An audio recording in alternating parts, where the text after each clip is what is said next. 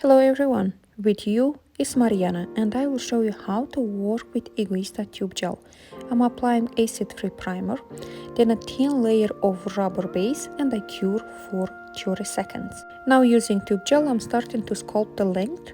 I cover first the nail growth, then I make a smooth transition toward the nail plate, then I sculpt the length. It's very important for this stage to have a thin layer of tube gel because otherwise will not cure properly and may cause lifting.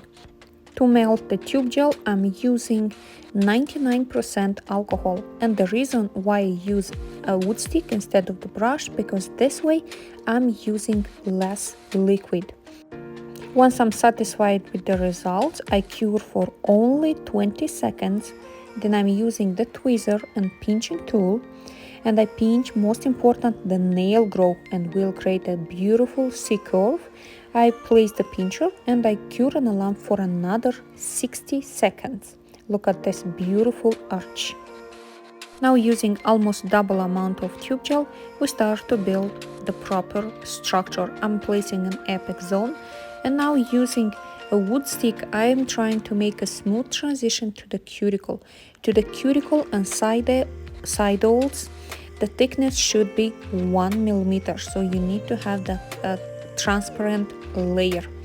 In my opinion, tube gel is just simple amazing because it's stronger than gel and allows you to sculpt with a minimum filing. I can build right now lower and side parallels and with minimum filing. Then I cure for 60 seconds.